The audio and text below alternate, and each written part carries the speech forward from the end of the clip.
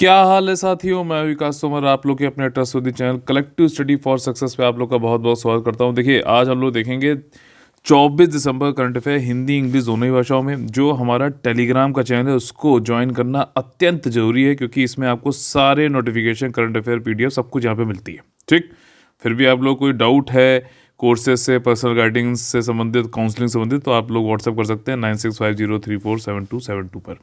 आज के जो हमारे 10 मोस्ट इंपॉर्टेंट टॉपिक जो कि प्रीलिम्स और मेंस में आ सकते हैं UPSC, UPPSC, BPSC, other state PC examination में, वो है ये वाले। कोपरा के लिए एमएसपी जो है आपका न्यूनतम मूल्य, ठीक, न्यूनतम समर्थन मूल्य जो है वो घोषित किया गया है अभी। कोपरा क्या होता है? जो नारियल का गोला होता है ना, उसको कोपरा बोलते हैं। स्पाइसेस, मसालों का सांख्यिकी एक नज़र में 2021 का आ चुका है। प्रलय क्या है, इसके बारे में मैंने टेलीग्राम चैनल पे बताया भी था। लोकल ब्रांड जो है नामदाफा एक राष्ट्रीय उद्यान भी है। गुडनेस, तो ये क्या चीज़ है इसको देखेंगे। Vernacular innovation program VIP, vernacular जो लैंग्वेजेस होती हैं अलग अलग, उनको वर्नाकुलर लैंग्वेज बोलते हैं। और ये अल्बिनो इंडियन फ्लैपशेल टर्टल, इन्वायरमेंट से संबंधित बहुत बहुत ज़्यादा इंपॉर्टेंट है, इसको जरूर पढ़ना है। शीट जो रबड़ होती है सुखाने की त्वरित विधि, यानी कि क्विक मेथड एक आ गया है, इंपॉर्टेंट है। जो लोग भी रबर को जो है इसमें ट्रेडिंग करते हैं, उगाते हैं। एक्सरसाइज, आपकी एक्सरसाइज एक आई है प्रस्थान नाम से। ठीक, तो अब एक्सरसाइज प्रस्थान नाम दिया जाए तो मिलिट्री एक्सरसाइज से इससे कंफ्यूज मत होना। किस चीज़ से संबंधित है डिटेल में देखेंगे। और यूनिकॉर्न जो स्टार्टअप होते हैं ऐसे जिनकी वैल्यूएशन 1 बिलियन से ज़्यादा हो जाते हैं, यानी कि 100 करोड़ से ज़्यादा, उनको यूनिकॉर्न बोला जाता है। इंडिया में ने इसमें अच्छा कार्य किया है, इसलिए इसको देखेंगे हम लोग। पूरा न्यूज़ में आ सकता है ये, ठीक, एग्जाम में भी। विंटर सेशन जो पार्लियामेंट का है वो अब समाप्त हो गया है। क्या क्या इसमें बिल आए और कौन कौन से हमने ऑलरेडी करंट अफेयर में यहाँ पे कवर कर लिए हैं, वो सारी चीज़ें हम आपको यहाँ पर बताएंगे। ठीक, यहाँ पे 24 जो है आपका दिसंबर होना चाहिए, 23 गलत लग गया है। जनरल स्टडीज पेपर 3 इकोनॉमी संबंधित पहला जो हमारा आज का टॉपिक है वो है कि न्यूनतम समर्थन मूल्य, यानी कि मिनिमम सपोर्ट प्राइस कोपरा के लिए। ठीक, कोपरा बोल दो, खोपरा बोल दो, क्या बोल दो, लेकिन ये है क्या? ये है नारियल का गोला। ठीक, ये देख रहे हो आप, ये पिक्चर यहाँ पे दी गई, नारियल का गोला इसको बोलते हैं। इसकी जो समर्थन मूल्य है उसमें इजाफा, यानी कि इंक्रीमेंट कर दिया है। ठीक, अभी cabinet committee on economic affair, जिसको कि प्रधानमंत्री जी जो है हेड करते हैं, उन्होंने अप्रूव किया है मिनिमम सपोर्ट प्राइस कोपरा के लिए 2022 के सीजन के लिए। ठीक, कोपरा क्या होता है? ड्राइड कोकोनट कर्नल होता है आपका, जिससे कि कोकोनट ऑयल निकल आता है। चलिए यहाँ पे एक वैल्यू एडिशन कर लेते हैं। जितनी भी कैबिनेट कमेटी हैं उनमें से 2 कमेटी ऐसी हैं जिसको कि प्रधानमंत्री हेड नहीं करते हैं। टोटल 8 कमेटी है। चलिए वेबसाइट पे चलते हैं, ऑफिशियल लिंक पे चलते हैं, वहाँ पे देखते हैं। ये देखिए यहाँ पे ये कैबिनेट सेक्रेटरीट की जो है आपकी वेबसाइट है, और इस पे हम लोग यहाँ पे काउंसिल मिनिस्टर वाले उसमें जाओगे आप, ठीक, इसमें तो आपको कैबिनेट कमेटीज मिल जाएगी। तो कैबिनेट कमेटी जो अभी लेटेस्ट है, ठीक है ना, जो आई है आपका 20 जुलाई 2021 में, तो उसमें देख लेते हैं, आपको पता लग जाएगा। इसको खोल लेते हैं हम लोग। चलिए, ठीक, इसको डाउनलोड किया, ओपन कर लिया। अब देखिए इसमें कैबिनेट कमिटीज टोटल जो है वो तो 8 हैं इस समय। ठीक, लेकिन इसमें से 2 ऐसी कमिटीज हैं कैबिनेट की जिसको कि प्रधानमंत्री हेड नहीं करते हैं। एक तो है एकोमोडेशन से संबंधित, आवास जो हो गया, और दूसरी होती है पार्लियामेंट्री अफेयर वाली। ठीक, इसको मिनिस्टर ऑफ डिफेंस जो है, अभी इसका ये कंपोजिशन यहाँ पे दे रखा है। तो ये 2 कमिटीज ऐसी हैं जिसमें कि प्रधानमंत्री हेड नहीं होते हैं, और यहीं पूछेगा क्वेश्चन में। तो किस में होते हैं? अपॉइंटमेंट कमेटी में होते हैं। प्राइम मिनिस्टर जो है वो आपके हेड होते हैं। ठीक, आपके इकोनॉमिक अफेयर्स के हेड होते हैं, अभी एमएसपी जिसमें हम लोगों ने देखा। आपका जो है पॉलिटिकल अफेयर, कैबिनेट कमेटी की सबसे ज़्यादा महत्व वाली जो कमेटी है वो है पॉलिटिकल अफेयर। इसके तो हेड भाई साहब प्रधानमंत्री होंगे ही होंगे। कैबिनेट कमेटी ऑन सिक्योरिटी के भी हेड हैं। इन्वेस्टमेंट एंड ग्रोथ, ये जो है नई कमेटी आई है, और दूसरी ये 2 नई कमेटियां अभी जोड़ी गई हैं। ठीक है, पिछले साल। तो ये एम्प्लॉयमेंट एंड स्किल डेवलपमेंट और इन्वेस्टमेंट एंड ग्रोथ, इन दोनों के प्रधानमंत्री जी जो है वो हेड होते हैं। किस किसके नहीं होते हैं? एकोमोडेशन और पार्लियामेंट्री अफेयर के नहीं होते हैं। पॉलिटिकल अफेयर के तो होंगे होंगे, क्योंकि ये सबसे ज़्यादा जो है सिग्निफिकेंट कैबिनेट कमेटी होती है। एकोमोडेशन, पार्लियामेंट अफेयर के जो है हेड प्राइम मिनिस्टर नहीं होते हैं। ठीक, चलते चलते अपने पीडीएफ पर। तो अब देखिए कोपरा में 2 तरीके के यहाँ पे एमएसपी, 2 तरीके की जो मतलब इसकी वैरायटी होती हैं, उसके लिए एमएसपी घोषित किया गया। बस उसके नाम बस आप लोग को सुनना जरूरी है, मिलिंग कोपरा और बॉल कोपरा, ठीक, गोल।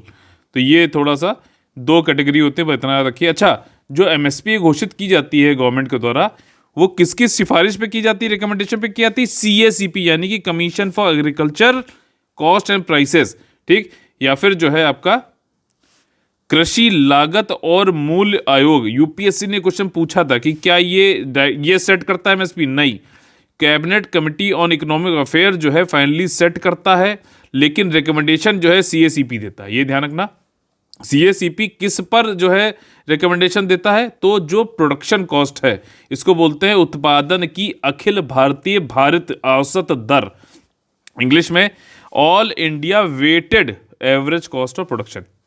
इसका 1.5 गुना 1.5 टाइम्स जो है एमएसपी सेट किया जाता है।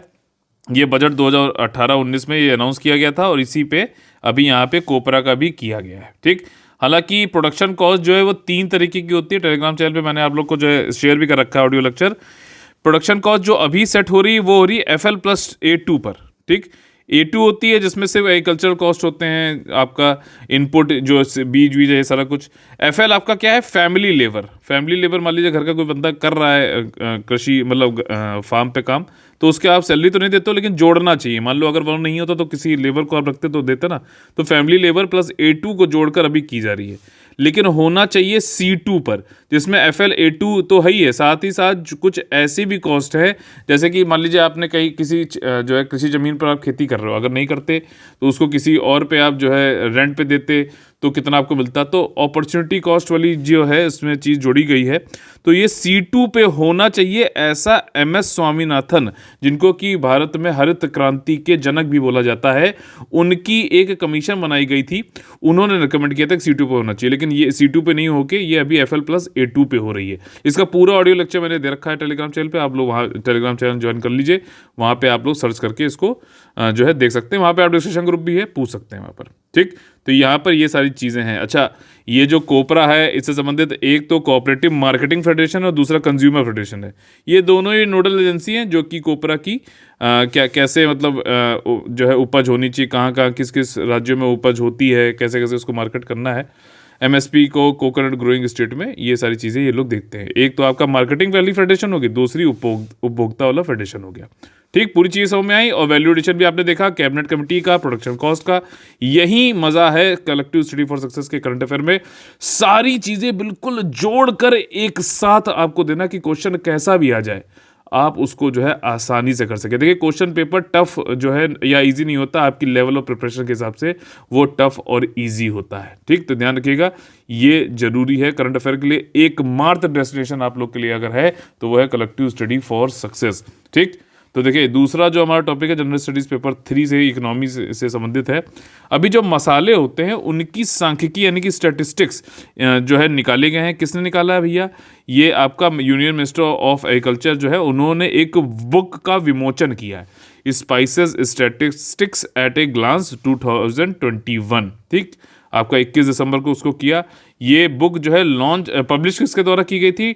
डायरेक्टोरेट अरीका नट यानी सुपारी एंड स्पाइसेस डेवलपमेंट, जो कि ministry of agriculture and farmers welfare के अंतर्गत आती है। नोडल एजेंसी होती है कि किस तरीके से जो है कलेक्शन करना है आपका, ठीक है। जो भी डेटा है, एरिया का प्रोडक्शन है, प्रोडक्शन है आपका मसालों का, इनका जो है क्षेत्र संग्रह करना, संकलन करना, ये सारा डेटा कौन उठाता है? Directorate of agriculture and spice development.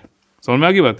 ये बुक हाईलाइट करती है आपका पिछले 7 साल का। क्यों भाई साहब? क्योंकि नई गवर्नमेंट जो अभी बनी हुई है 7 सालों से है, तो अभी का डेटा 7 सालों को बताएंगे ताकि पुराने डेटा से इसको कंपेयर करके उनकी बुराई कर सकें। ये मैं सिर्फ इसलिए बता रहा हूँ कि ताकि आपको याद रहे, ठीक है। तो यहाँ पे निकाला गया 14-15 से 2020-21 तक के बीच में स्पाइसेस जो है वो बढ़ोतरी हुई है, ठीक है। कंट्री में जो प्रोडक्शन हो रहा है स्पाइसेस का, बढ़ोतरी हुई है। 106 लाख टन हम लोग कर रहे हैं अभी। और एरिया में भी जो प्रोडक्शन में बढ़ोतरी हुई है, एरिया में भी बढ़ोतरी हुई है। इतने ध्यान रखो, इतने फैक्ट्स आप लोग याद नहीं रख पाओगे। हो सकता है बस ये कह दे कि एरिया घटा है या एरिया बढ़ा है, तो आप लोग प्रोडक्शन घटा है या बढ़ा है तो आप लोग अब कर लोगे, दोनों ही बढ़े हैं, एरिया भी बढ़ा है और प्रोडक्शन बढ़ा है। ऐसे याद रखो, यही पूछाएगा। मेजर जो स्पाइसेस होते हैं, ये अंग्रेजी में लिखा है, इतना याद नहीं रहेगा, आप हिंदी में पढ़ सकते हैं। लहसुन, जीरा, अदरक, सौंफ, धनिया होता है आपका ये कोरिएंडर, फेनुग्रीक भैया हमको भी नहीं पता था, ये मेथी इसको कहते हैं। रेड चिली, लार्ज मिर्च हो गई, हल्दी आपका टर्मरिक, ये तो पता होगा। तो इन सब में ग्रोथ रेट बढ़ा है, ठीक। एक्सपोर्ट भी बढ़ा है, यहाँ पे सब कुछ बढ़िया टनाटन चल रहा है पिछले 7 सालों में, ये बताने की कोशिश की गई है। और जो एक्सपोर्ट है स्पाइसेस का, मसालों का, जो हम लोग निर्यात कर रहे हैं, वो जितनी भी बागवानी फसल होते हैं, यानी कि हॉर्टिकल्चर फसल होते हैं, उसका मान लीजिए पूरी बागवानी की जो फसल है उसका एक्सपोर्ट हम लोग 100 रुपये का कर रहे हैं, तो उसमें से 41 रुपये तो सिर्फ और सिर्फ मसालों से एक्सपोर्ट का जो है कंट्रीब्यूशन है, ये चीज़ बताया जा रहा है। और यहाँ पर एक बहुत ही ज़्यादा इंपॉर्टेंट फैक्ट कि भाई साहब अब इसकी रैंकिंग जो है एग्रीकल्चरल कमोडिटीज़ में मसालों की, वो चौथे नंबर पे आ गई है। पहले नंबर पे मरीन प्रोडक्ट, जिसमें कि फिशेज और ये सारी चीज़ें जो है निर्यात की जाती हैं। फिर आपका नॉन बासमती हो गया, फिर बासमती हो गया, फिर आपका स्पाइसेस हो गया है।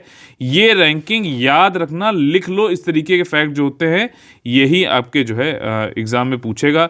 UP PSC, BPSC, state PC examination में इस तरीके के फैक्ट्स जरूर पूछता है, यूपीएससी भी इधर पूछ रहा है, ठीक। अगला जो हमारा टॉपिक है, ये मैंने आप लोगों को टेलीग्राम चैनल पे कल बताया भी था, प्रलय। प्रलय एक मिसाइल है, ठीक। सतह से सतह मार करती है, मतलब कि ये सतह से ही उड़ी और सतह पे ही जाके मार करेगी। और इसकी रेंज जो है वो 150 से 500 किलोमीटर है। अभी इसका पहली बार सफल जो है इसकी जो है फ्लाइट टेस्ट अभी हुआ, कहाँ पर, आपका एपीजे अब्दुल कलाम आइलैंड, जो कि ओडिशा के तट पे वहाँ पे हुआ, ठीक। सरफेस टू सरफेस मिसाइल है, सॉलिड जो है प्रणोदक है, इसमें प्रोपेलेंट रॉकेट मोटर है, और मोबाइल लॉन्चर से भी इसको जो है लॉन्च कर सकते हो। मिसाइल गाइडेंस सिस्टम है, नेविगेशन बहुत अच्छे से करता है, ये सारी चीज़ें हैं। देखिए ये मैंने आप लोग को वहाँ पे पिक्चर भी शेयर करी थी। इस पिक्चर का नाम है quick revision current affair cards, ठीक। ये कार्ड्स हैं, पिक्चर्स कार्ड इसको समझ सकते हो, quick revision current affair cards हैं। UPSC, UPPSC, BPSC, other state PC examination के लिए बहुत ज़्यादा इंपॉर्टेंट है। इसको बस आपने देख लिया तो याद हो गया, ये वाली बात है। प्रलय, ये देखो दिमाग में आपके पिक्चर सेट हो गई, प्रलय। अब देखो बिल्कुल जितना चाहिए, नोट्स ऐसे होने चाहिए आपके। मिसाइल का नाम प्रलय, डेवलप किसने किया, डीआरडीओ ने। रेंज कितनी है, 150 से 500 किलोमीटर। मेडन फ्लाइट टेस्ट अभी किया गया और ये स्वदेशी बनी है, सरफेस टू सरफेस मिसाइल है, ये ध्यान रखना। एपीजे अब्दुल कलाम आइलैंड से पहली बार इसका सफल जो है टेस्ट हुआ है, 22 दिसंबर को उड़ीसा के तट पे किया गया था, ठीक। इतना बस देखा याद, तो यही है quick revision current affair cards. इस तरीके के और भी आपको मिलते रहेंगे, टेलीग्राम चैनल ज्वाइन कर लीजिए, बहुत बहुत जरूरी है, ठीक। आपकी तैयारी को बिल्कुल संगठित तरीके से नई दिशा मिल जाएगी, ऐसा मैं जो है आप लोग को भरोसा दिला सकता हूं। आप एक बार ज्वाइन करके देखिए। जनरल स्टडीज पेपर 3 इकोनॉमी से संबंधित अगला जो हमारा टॉपिक है वो है भैया लोकल ब्रांड नामदाफा गुडनेस। अब देखो क्या है, नामदाफा एक अरुणाचल प्रदेश में जो है राष्ट्रीय उद्यान है, जो कि चांगलांग डिस्ट्रिक्ट में पड़ता है, ठीक। नामदाफा काफ़ी इंपॉर्टेंट है। आप लोगों को जो भी राष्ट्रीय उद्यान है, जैसे कि आपका अरुणाचल, जितने भी नॉर्थ ईस्ट में है, केरला में है, जम्मू कश्मीर में है, ये सब इंपॉर्टेंट हो जाते हैं बहुत ज़्यादा, ठीक। तो क्योंकि इनसे ही जो है ज़्यादातर क्वेश्चन यूपीएससी पूछता आया है। तो नामदाफा अरुणाचल प्रदेश में है, और पास में मेघालय में एक नॉर्थ ईस्टर्न, ठीक, उत्तर पूर्वी क्षेत्र में एक सामुदायिक संसाधन जो है प्रबंधन सोसाइटी है, ठीक। पूरा जो है north eastern region community resource management society है मेघालय में।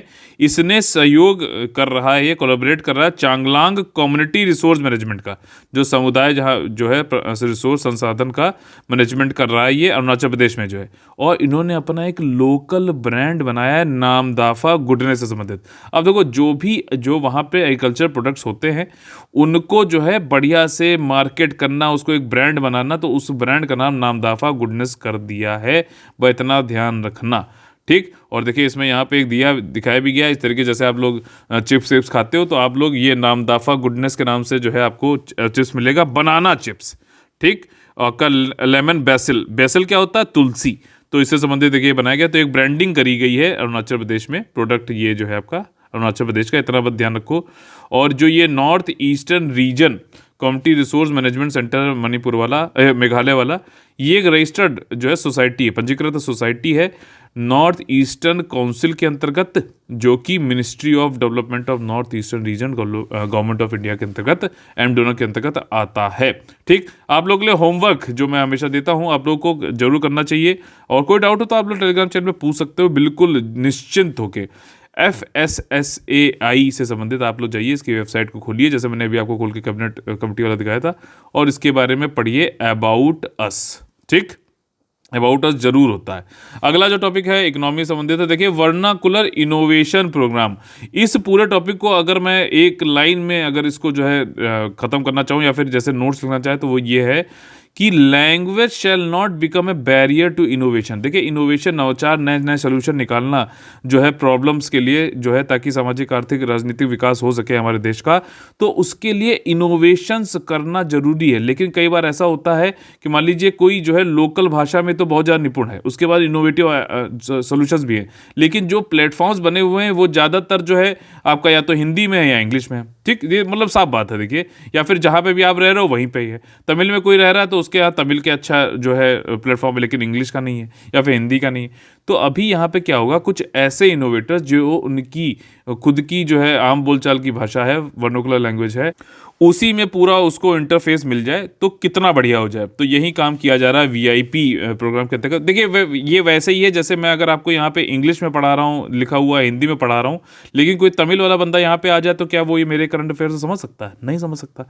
तो वैसे ही है कि तमिल वाला भी बंदा अगर पढ़ना चाहता है तो या तो उसे इंग्लिश सीखनी पड़ेगी या हिंदी सीखनी पड़ेगी, या फिर तमिल में ही उसको अगर ये इस तरीके का क्वालिटी मटेरियल मिल जाए तो उसके लिए बल्ले बल्ले हो जाएगी। तो ये चीज़ है, और इसी चीज़ को समझते हुए कि इनोवेशन के जो है सामने कोई रोड़ा ना बन जाए, लैंग्वेज बैरियर ना बन जाए, तो इसलिए ये वर्नाकुलर इनोवेशन प्रोग्राम लाया गया। याद हुआ? बिल्कुल दिमाग में बैठा कि नहीं बैठा? अगर बैठा तो लाइक का बटन दबाइए और ज़्यादा लोगों को शेयर सब्सक्राइब जरूर कराइए चैनल को। ये आपका अपना चैनल है। अटल इनोवेशन मिशन नीति आयोग का है, ये जोर ध्यान रखना, मिनिस्ट्री ऑफ कल्चर का नहीं है, ये ध्यान रखना। इन्होंने एक पहला इस तरीके का जो प्रोग्राम चालू किया है, VIP प्रोग्राम, जिसमें कि इनोवेटर या फिर जो भी उद्यमी हैं उनको इंडिया में कम से कम जो शेड्यूल 8 है हमारा भारतीय संविधान का, जो अनुसूची 8वीं है, जिसमें कि 22 शेड्यूल्ड लैंग्वेज हैं, उनमें तो कम से कम इनोवेशन इकोसिस्टम लैंग्वेज में मिल जाए प्लेटफॉर्म। ये चीज़ जो है ये लोग करना चाह रहे हैं। अब इसके लिए इनको क्या है कि कई अलग 22 लैंग्वेजेस के जो है कुछ बंदी भी चाहिए होंगे, तो वर्नाकुलर टास्क फोर्स बनाई जाएगी जो कि 22 शेड्यूल लैंग्वेज में पूरा ये चीज़ें लिखेंगे, करेंगे और सब कुछ जो है सबके लिए बढ़िया कराएंगे। ठीक है, 22 लैंग्वेजेस में वर्नाकुलर लैंग्वेज टीचर होंगे, सब्जेक्ट एक्सपर्ट होंगे, और leadership of the Atal incubation centre जो होता है उसके अंतर्गत ये लोग काम करेंगे। ट्रेनिंग कराकर, ट्रेन द ट्रेनर, पहले तो ट्रेनर को ही ट्रेन करो, फिर वो ट्रेनर जो है पूरा वो करेगा। तो इसलिए इन्होंने IIT दिल्ली के साथ में जो है ये train the trainer program design करने के लिए बोला गया है। ठीक, और फिर ये कोच करेंगे VTF को, आपका जो है वर्नाकुलर ट्रेनिंग टास्क फोर्स, और इसमें जो है आपका ये 22 लैंग्वेज में जो है मदद मिलेगी इनोवेटर्स को। ठीक, और इसमें जो इंडस्ट्री के जो कॉर्पोरेट सोशल रिस्पॉन्सिबिलिटी होती है, CSR, ठीक है ना, कॉर्पोरेट की सामाजिक जिम्मेदारियां, वो लोग भी इसमें फंडिंग जो है, क्योंकि उनको 2% तो करना ही होता है ना, जो लोग भी एलिजिबल होते हैं तो वो अपना इसमें पैसा लगा सकते हैं। कितना बढ़िया आइडिया है यार, बहुत अच्छा, बहुत बढ़िया। तो अगला जो हमारा टॉपिक है इन्वायरमेंट से संबंधित, बहुत ज़्यादा इंपॉर्टेंट। देखिए ऐसा है, UPSC हो चाहे UPPSC हो, दोनों में ही IFOS, Indian forest officer services, और आपका AP जो है APF होता है, असिस्टेंट फॉरेस्ट वाले जो है RO, इन सब का जो एग्ज़ाम होता है, sorry ACF, assistant conservator forest, और रेंज ऑफिसर्स होते हैं, आपका रेंजर्स होते हैं। तो ये सब के लिए भी एग्ज़ाम प्रीलिम्स तो सेम ही है ना, तो इसलिए इन्वायरमेंट का प्रोसेस जो क्वेश्चंस हैं वो बहुत ज़्यादा आने के और बहुत ज़्यादा जो है इम्पोर्टेंस हो जाते हैं। दोनों ही चीज़ें इसके लिए ज़रूरी है।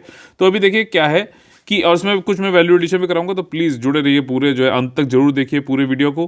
कुछ भी और अलग से आपको करने की जरूरत नहीं है, सिर्फ ये 30-40 मिनट जो रोज के हैं आपको देने जरूरी है। उस आखिरी में मैं समरी रिवीजन तो कराता ही हूँ यार, अभी कर लो समरी रिवीजन, और फिर बाद में भी कर लेना, सिर्फ समरी रिवीजन से ही आपका काम चल जाएगा। ठीक, तो देखिए एल्बिनो इंडियन फ्लैपशेल टर्टल अभी देखा गया है। ये देखा गया तेलंगाना में। इससे पहले 2 बार इसकी सेटिंग हुई थी, लेकिन वो आपकी कहाँ हुई थी? वो हुई थी आपकी जो है ये वेस्ट बंगाल में और ओडिशा में, वेस्ट बंगाल में और ओडिशा में हुई थी। लेकिन अभी ये तेलंगाना के सिरनापल्ली फॉरेस्ट, अगर मान लो अगर आपसे यही क्वेश्चन पूछ लिया जाए कि भाई बताओ सिरनापल्ली फॉरेस्ट कहाँ पे, तो तेलंगाना के निज़ामाबाद डिस्ट्रिक्ट में। समझ में आ रही बात? तो ऐसे ही करंट अफेयर से ही क्वेश्चन बनते हैं। आप सोचते हो कि नहीं यार ये तो जनरल स्टडीज पेपर है, नहीं, करंट अफेयर से ही बनेगा क्वेश्चन। ठीक, करंट अफेयर से बैकग्राउंड और इंटरलिंकिंग करके पढ़ोगे, कुछ भी आपको जो है बुक खोलने की जरूरत नहीं, इस तरीके से करो। बुक खाली एक बार शुरुआत में एक बार रीडिंग मान लो और फिर करंट अफेयर के साथ में उसको रिवाइज करते हो, जो भी उससे इंटरलिंक टॉपिक आता जाए। एल्बिनो इंडियन फ्लैपशेल टर्टल अगर नहीं समझ में आ रहा तो इसकी फोटो आपको दिखा देते हैं, उससे आपको समझ में आ जाएगा। ठीक, देखिए जैसी इसकी स्किन का कलर है वैसे ही जो इसका कवच है उसका भी कलर वैसे ही है। और ये इसलिए होता है क्योंकि इसमें जो है टायरोसाइन एक पिगमेंट होता है, वो जो है उसकी पार्शियल एब्सेंस होती है। ठीक, आंशिक अनुपस्थिति होती है, तो इसकी वजह से जो है इसका कलर कोई बन नहीं पाता है, कोई पिगमेंट बन नहीं पाता, तो ये जो है आपका एल्बिनो हो जाता है। इसी तरीके से ह्यूमन में भी आपने देखा होगा, इंसानों में भी एल्बिनो कुछ पाए जाते हैं बिल्कुल सफ़ेद, जैसे बिल्कुल उनका कोई भी मतलब बिल्कुल सफ़ेद टाइप के होते हैं, बाल भी सफ़ेद हो जाते हैं। तो वो क्यों होते हैं? वो होते हैं इसलिए हैं क्योंकि उनके अंदर एक मेलानिन करके होता है, वो नहीं होता है पर्याप्त मात्रा में। ठीक, मेलानिन जो है ये एक स्पेशल स्किन सेल है, मेलानोसाइट्स है। देखिए ये जो मैं वैल्यूडेशन कराता हूँ ये वीडियो में ही मिलेगा, ये पीडीएफ में नहीं मिलेगा, इसलिए वीडियो देखना बहुत अत्यंत जरूरी है। ठीक, तो जो स्पेशल स्किल सेल है मेलानोसाइट्स, उसमें वो बनाता है मेलानिन। अगर मेलानिन नहीं होगा तो इंसानों में भी एल्बिनिज्म हो जाता है। यहाँ पे टायरोसिन है, ध्यान रखना। इसके साथ में ही देखिए यही इंटरलिंकिंग है। मेलानिन तो ये हो गया, लेकिन इसी से मिलता जुलता एक नाम एक है मेलाटोनिन।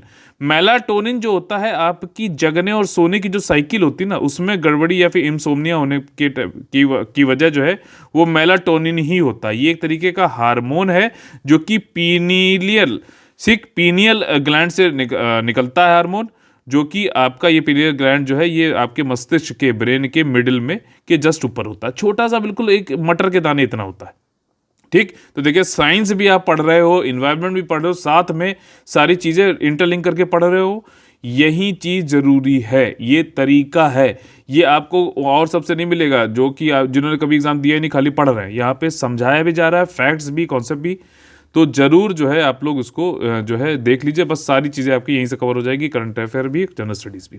ठीक, अब देखिए ये जो इंडियन फ्लैपशेल टर्टल है, टर्टल आप समझ रहे हो ना, जैसे कछुए होते हैं वैसे ही जो है टर्टल होते हैं, जो कि पानी वानी में भी रह सकते हैं, तो इनको टर्टल बोल दिया जाता है, कछुए ही समझ लो इन्हें। ठीक, और इसका जो है जो IUCN स्टेटस जो है, international union of conservation network, तो इसको स्टेटस देता है वल्नरेबल, यानी कि संवेदनशील। और ये पाया जाता है वैसे साउथ एशिया में। ठीक, पाकिस्तान, इंडिया, श्रीलंका, बांग्लादेश में।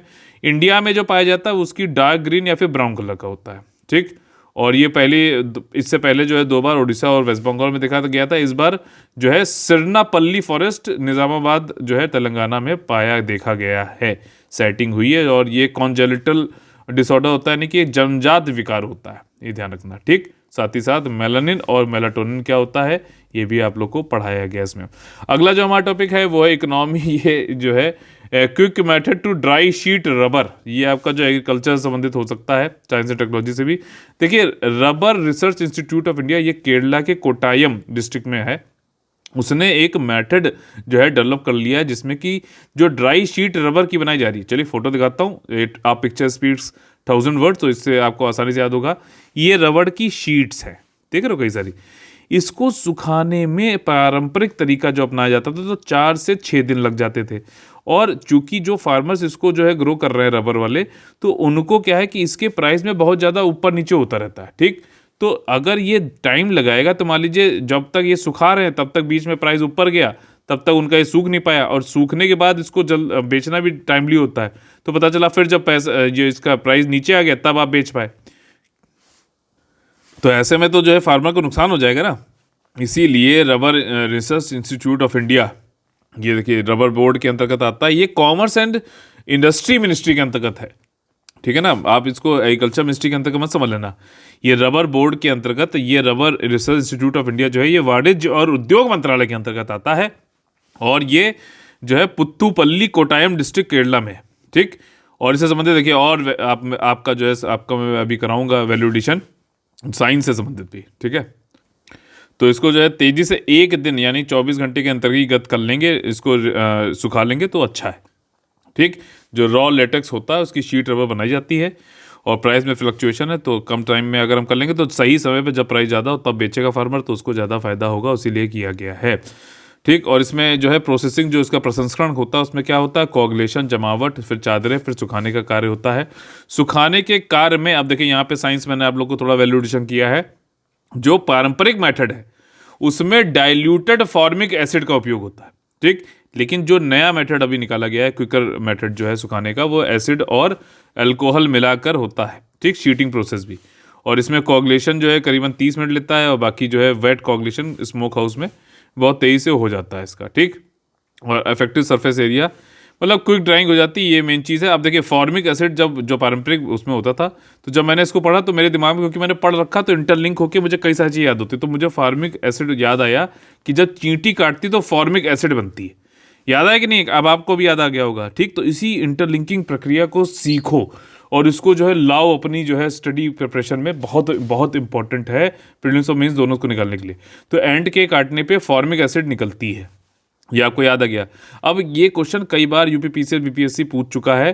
तो फॉर्मिक एसिड का दूसरा नाम होता है मेथनोइक, हो सकता है ये पूछ ले, ठीक। और फिर भी उसको यहीं से क्वेश्चन पूछना है, तो वो क्या कहेगा कि मान लीजिए बताइए इनमें से कौन सा फॉर्मूला जो कि फॉर्मिक एसिड या फिर मेथनोइक का है, तो वो क्या है, HCOOH है। ध्यान आ गया ना? अब समझ में आ रहा है कैसे पढ़ाई करनी है, ये चीज़ होनी चाहिए, आपका सारा को तैयार हो जाए। एक्सरसाइज प्रस्थान, ठीक, ये अभी इकोनॉमी से संबंधित इसलिए है क्योंकि ये जो है कोई मिलिट्री एक्सरसाइज नहीं है। यहाँ पर क्या है कि जो भारत के ईस्टर्न पार्ट में, अगर आप प्रायद्वीपीय भारत देखोगे, पेनिनसुलर इंडिया देखोगे, तो केजी बेसिन, यहाँ पे आपका कृष्णा गोदावरी जो रिवर्स हैं, उनमें जो है, जो उसका बेसिन है जहाँ पे ये सेडिमेंट्री, यहाँ पे जो है कॉन्टिनेंटल शेल्फ पे, तो यहाँ पे ऑयल का जो है, ऑयल रिग्स बने हुए, ऑयल निकाला जाता है यहाँ से, ठीक है। तो केजी बेसिन भी इसको बोलते हैं। तो इसी केजी बेसिन में जो आपका ONGC, वेदांता, रिलायंस, ये सारे लोग मिलके इन लोग को जोड़कर और नेवी के की देख रेख में एक एक्सरसाइज हुई है जिसका नाम प्रस्थान है। ये सारे जो ऑयल रिग्स हैं, इनको कंजर्व, इनको सुरक्षित रखने के लिए ये था, ठीक है ना।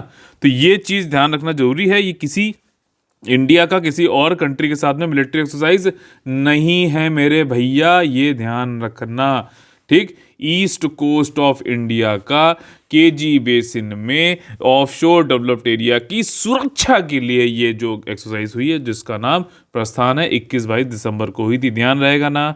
अब तो याद रहेगा। और ये 2 साल में एक बार होती है, कंट्रोल्ड और कोऑर्डिनेट की जाती है NOIC APD के द्वारा, ठीक, नेवी ऑफिसर इंचार्ज, इसका फुल फॉर्म है from joint operation centre Vizag under the aegis of Indian navy, ठीक। समझ में आ गई चीज़। और इसका ऑब्जेक्टिव यही है कि भाई पूरी सिक्योरिटी आर्किटेक्चर देख लो, कोई आके इधर उधर जो है भाई अगर ऑयल वाले में अगर यहाँ दिक्कत हुई, कोई सिक्योरिटी कमज़ोर हुई और दुश्मन ने को क्या चाहिए भाई, थोड़ी सी भी नज़र हटी और दुर्घटना घटी वाली बात है। तो ये सारी चीज़ें कि भाई जो ऑपरेटिंग प्रोसीजर हैं वो सब भी सही से फॉलो हो रही कि नहीं हो रहे, ये सारी चीज़ें हैं, ठीक। इंडियन नेवल शिप कौन कौन से, कामोर्ता, तारमुंगली, T-36, T-38, T-39, और ये सारी जो है INS करना, INS देगा, तो ये सारे इसमें इन्होंने पार्ट लिए थे। इसके अलावा भाई जो लोग ये ऑयल रिग चला रहे हैं, ONGC, Reliance, Vedanta, coastal police, department of port, ये सारे लोगों ने भी भाग लिया था। आप लोगों के लिए होमवर्क ये है, जैसे केजी बेसिन मैंने आप लोगों को बताया, नुमालीगढ़ में आपको आसाम में बता चुका हूँ, वैसे ही आप लोगों को बताना है कि कहाँ से पेट्रोलियम ऑयल के जो है हमारी कहाँ से प्रोडक्शन एक्सप्लोरेशन होते हैं, ये बताइए। कल मैंने आप लोग को हेल्प नाम से एक जो है लाइसेंसिंग एक पॉलिसी बताई थी, इसका फुल फॉर्म क्या है बताइए। कल ही बताया मैंने, पढ़ाया है, तो इसलिए जो है मैं पूछ सकता हूँ आप लोगों से, ठीक। ये चीज़ है। अगला जो हमारा टॉपिक है वो है यूनिकॉर्न। यूनिकॉर्न जो है आपका इस तरीके का, देखिए एक मैथोलॉजिकल जानवर होती है जिसकी माथे, घोड़े ऐसा होता है, माथे पे एक सींग होती है। तो ये नाम दिया था 2013 में एक वेंचर कैपिटलिस्ट थे, निवेशक थे, एलियन ली ने। मिथिकल एनिमल है, ठीक है। और आपका जो पौराणिक जानवर है ये, और कई सारे ऐसे नए स्टार्टअप है, आपका बिजनेस है जो कि बहुत तेज़ी से जिन्होंने जो उड़ान भरी है, कम समय में आपका जो है बहुत बढ़िया बिजनेस जो है खड़ा किया है, तो उनको उन स्टार्टअप को क्या बोला जाता है, यूनिकॉर्न्स बोला जाता है, ठीक। अब इसको समझ में आ गया ना? अब तो नहीं भूलोगे यूनिकॉर्न क्या हो गया। और अब देखो यहाँ पे मैंने हालांकि नीचे नोट्स बना रखे हैं, लेकिन आप लोगों को ऊपर थोड़ा बता देता हूँ। अब यहाँ पर ये हुआ है कि हुरून रिसर्च इंस्टीट्यूट ने एक लिस्ट निकाली और लिस्ट में उन्होंने ये बताया कि कौन कौन सी कंट्री से अभी इस साल जो है स्टार्टअप यूनिकॉर्न बने हैं। अच्छा, स्टार्टअप को यूनिकॉर्न बनने के लिए जो डेफिनीशन बनाई गई है वो ये है कि $1 बिलियन यानी कि 100 करोड़ रुपए से ज़्यादा अगर आपका जो है $100 करोड़ से ज़्यादा, 100 करोड़ डालो होगा ना, 1 बिलियन को अगर करोड़ में आप जो है कन्वर्ट करोगे तो $100 करोड़ से ज़्यादा का बिजनेस करने वाले जो नए स्टार्टअप हैं, स्टार्टअप मतलब बिल्कुल अभी चालू किया, तो उनको जो है यूनिकॉर्न की कैटेगरी में गिना जाता है। और उनकी एक लिस्ट निकाली हुनूर रिसर्च ने और उसने कहा कि भारत अब तीसरे नंबर पे आ गया है सबसे ज़्यादा जो है स्टार्टअप्स की लिस्ट में। ठीक, सबसे ऊपर के आप चलिए अपने चलते हैं जो है नोट्स पे देखिए, पूरा इतनी सारी जो है आप लोग की जगह आपको बस इतना लिखना है। पिछले साल यूएसए, देखिए पूरी पहली तो रैंकिंग ये है कि सबसे ज़्यादा स्टार्टअप जो है कहाँ कहाँ पे अभी हाल जो है रिसेंटली आए हैं हुरून रिसर्च लिस्ट के अनुसार। यूएसए में टोटल 487 स्टार्टअप हैं, 254 तो पिछले साल जुड़े हैं। चाइना में जो है आपका 301 है, सेकंड नंबर पे है, 74 पिछले साल जुड़े हैं। इंडिया अब तीसरे नंबर पे आ गया है, यूके चौथे नंबर पे चला गया, यूके को रिप्लेस कर दिया इंडिया ने। ठीक, और इंडिया ने पिछले साल 33 ऐसे स्टार्टअप जोड़े, 54 टोटल है, 39 जो है यूके के हैं, 15 इसने पिछले साल जोड़े हैं। ठीक, तो ये देखिए यही सारी चीज़ें इसमें बताई गई हैं। 1 बिलियन से ज़्यादा जो कंपनी होती है उसको यूनिकॉर्न बोला जाता है। और आप लोगों के लिए होमवर्क ये है कि स्टार्टअप इंडिया और स्टैंड अप इंडिया आप लोगों को पढ़ना है। कोई डाउट हो तो टेलीग्राम चैनल पे जो पूछना है मैं आप लोग को इसके बारे में बता भी दूंगा। ठीक, इसलिए मैं कह रहा हूँ आपका कंटिन्यूअस हैंड होल्डिंग एक्सरसाइज होती है। आपका जो है कभी भी आप डाउट पूछो वहाँ पे आपस में डिस्कस कर सकते हो, मैं भी उसका वहाँ पे जवाब देता हूँ। टेलीग्राम चैनल ज्वाइन करना अत्यंत जरूरी है। अगला जो हमारा टॉपिक है जनरल स्टडीज पेपर 2 से है, पॉलिटी एंड गवर्नेंस से। विंटर सेशन पार्लियामेंट का खत्म हो गया है। ठीक, और इसमें कई सारे जो है बिल, टोटल 13 बिल आए थे, 11 पास भी हो गए। ठीक, 11 पास भी हो गए, जिसमें से हमने, अब बिल बता देता हूँ कौन कौन से आए थे इसमें जो कि कानून बनेंगे आगे जाके। उसमें से देखिए 11 पास जो हुए हैं उसमें से हम ये जो टिक लगे ये तो हम यहाँ पे करंट अफेयर में ऑलरेडी पढ़ भी चुके हैं। फॉर्म लॉ को रिपील कर दिया, पढ़ चुके हैं भाई साहब। आपका सीबीआई सीवीसी की जो है डायरेक्टर की जो है लिमिट बढ़ा दी गई है टर्म की। आपका क्या है कि 2 साल एक समय पे और फिर एक करके कंप्लीट, मतलब टोटल देखा जाए तो 5 साल तक बढ़ाई जा सकती है, लेकिन एक बार में 2 साल के बाद एक साल बढ़ा सकते हैं। इलेक्शन अमेंडमेंट बिल भी कल ही पढ़ा था हम लोगों ने। तो ये सारे बिल तो हम पढ़ चुके हैं और जो बचे हैं जो इंपॉर्टेंट मुझे लगते हैं तो उनको भी मैं कवर कर दूंगा। ठीक, तो ये वाली सारी चीज़ें हैं। मैं आप लोग को इसलिए बताता चल रहा हूँ कि आप लोग का करंट अफेयर कंप्लीट होता जा रहा है। बिल्कुल ऐसा मत सोचो कि कहीं पे आपको और भी कहीं देखने की जरूरत है। बस single stop destination for current affair, collective study for success. ध्यान रखिए, इसको बढ़ाइए, आप लोग का अपना चैनल है। विंटर सेशन पार्लियामेंट में मैंने आप लोग को बताया कि 13 कुल बिल आए, 11 पास हो गए, 12 लोकसभा में आए, 1 राज्यसभा में इंट्रोड्यूस हुआ। ठीक, और इसमें अभी जो है क्या हुआ है कि पार्लियामेंट का जो विंटर सेशन था शीतकालीन वाला उसको एंड कर दिया गया है। समय जो निर्धारित समय था उसके एक दिन पहले ही एडजर्न साइने डाई कर दिया गया, मतलब कि अनिश्चित काल के लिए स्थगित कर दिया गया है। इतना ध्यान रखना। और लास्ट डे जो था जब दिन ये फिर एडजर्न कर दिया गया, उस दिन इलेक्शन लॉ जो हम लोगों ने पढ़ा था कि भाई साहब इलेक्टोरल वोटर कार्ड को आधार के डेटाबेस से जोड़ देंगे, डुप्लीकेशन खत्म करेंगे, वो पास कर दिया गया। हालांकि अपोजिशन काफ़ी हो हल्ला मचा रही थी इसके खिलाफ, लेकिन कुछ भी नहीं सुना गया और ये पास हो गया है। लोकसभा की प्रोडक्टिविटी 82% रही, राज्यसभा की जो है 48% हुई। और जब लोकसभा जिस दिन इलेक्शन का ये बिल पास हुआ है उस दिन राज्यसभा के 12 के ओपोजिशन मेंबर जो थे उनको सस्पेंड भी कर दिया गया। ठीक, और इसके अलावा गवर्नमेंट ने जो है 6 जो बिल हैं उनको पार्लियामेंट्री कमेटी के पास भेज दिया है। तो इसीलिए आप लोग के लिए होमवर्क जो है वो क्या हो गया, पार्लियामेंट्री कमेटी का हो गया। लक्ष्मीकांत में जाके आप लोग पढ़ सकते हो, इंपॉर्टेंट है। ठीक, ज्वाइंट कमेटी क्या होती है, सेलेक्ट कमेटी क्या होती है, ज्वाइंट पार्लियामेंट्री कमेटी क्या होती है, सेलेक्ट कमेटी क्या होती है, एडहॉक कमेटी क्या होती है। ठीक है ना, यही सारी चीज़ें हैं। और इसको यहीं से क्वेश्चन आएगा, आप सोचोगे यार कि ये तो उन्होंने जनरल स्टडीज से पूछा, नहीं, ये पार्लियामेंट्री कमेटी की यहाँ पर दिया गया बिल। तो रिसेंटली जो क्वेश्चन पेपर आएगा, एग्जामिनर भी ये सब पढ़ते हैं यार, तो वो यहाँ से उठा के, और लेकिन आप उसके लिए तैयारी कर रहे हो, डिमांड समझते हो एग्जाम की, आपने पेपर की एनालिसिस कर रखी है, तो आपको जो है, नहीं तो आप मेरा ये वीडियो देखते रहो, इसमें आपको जो है मैं बताता रहूँगा, तो वो फॉलो कर लिया आपने, तो जो है आपका निश्चिंत मतलब निश्चिंत रहो, आराम से हो जाएगा। और मैं आप लोग को रोज़ मैं आप लोग को बता रहा हूँ, स्ट्रेटजिक 5 स्टेप प्लान मैं आप लोग को रोज़ देता हूँ आपके अपने टेलीग्राम चैनल पे, स्टडी ये कलेक्टिव स्टडी फॉर सक्सेस पे। वहाँ पे आप लोग जाके उसको फॉलो करते रहो, तो आपको जो है करंट अफेयर, साथ में होमवर्क और एक टॉपिक जो हम लोग सब्जेक्ट वाइज उठाते हैं रोज़, सब्जेक्ट का टॉपिक, और मतलब ये, और सी सैट भी रोज़ लगाना बहुत जरूरी, तो ये कर लिया पूरा अगर आपने, तो आपका करंट अफेयर, जनरल स्टडीज, सी सेट कुछ भी नहीं छूटेगा। और छोटा थोड़ा थोड़ा रोज करोगे तो आपका आसानी से रिवीजन के का टाइम भी मिलेगा और एग्जाम में कॉन्फिडेंस के साथ में क्लियर करोगे। तो 6 बिल इन्होंने पार्लियामेंट्री कमेटी को भेज दिया, जिसमें से एक बिल ये था कि जिसमें कि कहा गया कि लड़कियों की शादी करने की उम्र भी 18 से बढ़ा के 21 कर दिया जाए। तो इस पर इन्होंने पार्लियामेंट कमेटी से जो है थोड़ा उस पर डिस्कस करके फिर उस पर जो है अपनी सजेशन देने का, रिकमेंडेशन देने की बात करी है। ठीक, तो यहाँ पे हम लोग खत्म हो गया। चलिए स्टार्ट कर लेते हैं हम लोग 24 दिसंबर का समरी क्विक रिवीजन। देखिए एमएसपी जो है, कोपरा, कोपरा क्या होता है, नारियल का गोला होता है, 2 तरीके का होता है, मिलिंग और बॉल। इसका जो है एमएसपी बढ़ा दिया गया। बढ़ाया किसने है भाई साहब? Cabinet committee on economic affair, जिसकी अध्यक्षता प्राइम मिनिस्टर करते हैं, उन्होंने जो है 2022 के लिए एमएसपी को बढ़ा दिया है। और ये किसकी रिकमेंडेशन पे करते हैं? सीएसीपी की रिकमेंडेशन पे करते हैं। ये एक जो है कमीशन है एग्रीकल्चरल कॉस्ट प्रोडक्शन की, जो है वो रिकमेंड करता है, लेकिन finally cabinet committee on economic affairs जो है वो ही इसको जो है फाइनली सेट करता है एमएसपी क्या होनी चाहिए। ठीक, स्पाइसेस का जो है स्टैटिस्टिक्स जो है सांख्यिकी निकाला गया है, इसमें सब कुछ बढ़िया है, पिछले 7 साल का डेटा निकाला गया है। हमारा एरिया भी बढ़ा है, हमारा प्रोडक्शन भी बढ़ा है, हमारा निर्यात भी बढ़ा है। और हॉर्टिकल्चर में अगर देखा जाए तो जितने भी जो है बागवानी वाली जो जितने भी जो कमोडिटीज़ होती हैं, उसमें से हम 41% जो निर्यात करते हैं वो 41% सिर्फ मसालों का है। ठीक, और कई सारी जो मसाले हैं उनके ग्रोथ रेट भी बढ़ी है। साथ ही साथ जितने भी एग्रीकल्चर कमोडिटीज़ हैं उसमें स्पाइसेस अब चौथे नंबर पे आ गया है एक्सपोर्ट के मामले में। सबसे ऊपर कौन सा है? मरीन प्रोडक्ट्स का, यानी कि फिशेस, श्राइम्प, झींगा मछली, ये सब। उसके बाद नॉन बासमती, फिर बासमती, और फिर चौथे नंबर पे अब कौन आ गया? स्पाइस। ये फैक्ट ही पूछेगा यूपीपीसी और बीपीएससी, सब तो पूछते हैं। प्रलय एक तरीके की मिसाइल है, इस आपकी सरफेस टू सरफेस मिसाइल है, 150 से 500 किलोमीटर की इसकी रेंज है, और ये नेविगेशन बढ़िया करता है। डीआरडीओ ने इसको डेवलप किया है।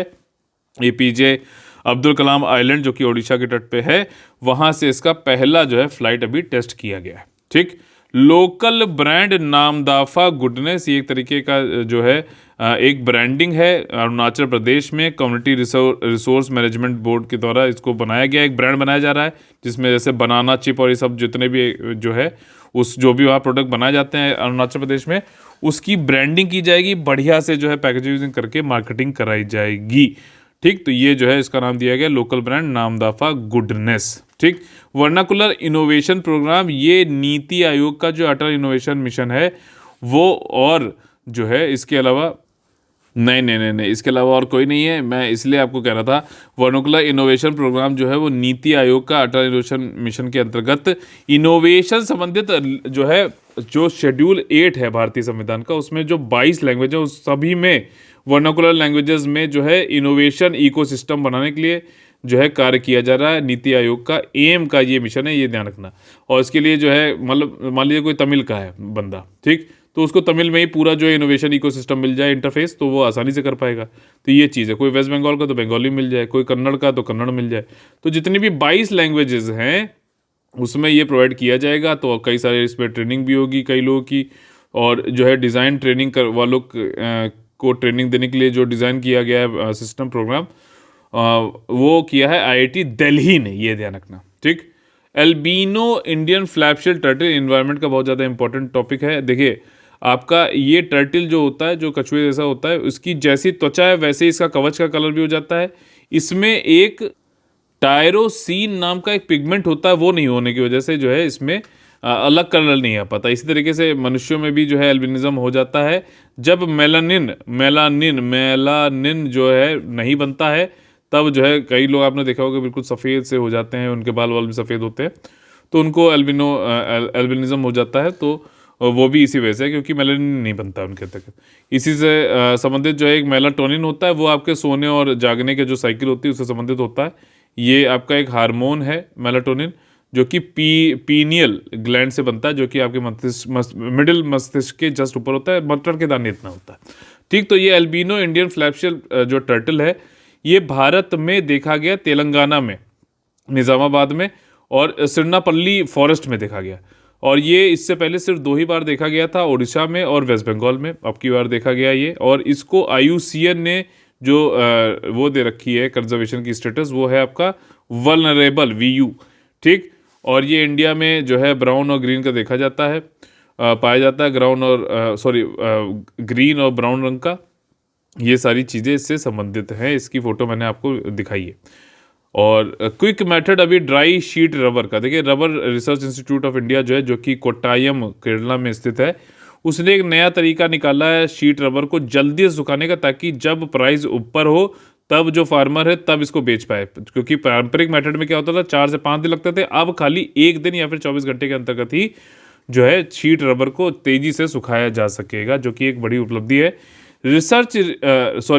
Rubber research institute of India जो है, ये मिनिस्ट्री ऑफ कॉमर्स का है, ये ध्यान रखना, मिनिस्ट्री ऑफ एग्रीकल्चर के अंतर्गत नहीं है। ये चीज़ ध्यान रखना ज़्यादा जरूरी है।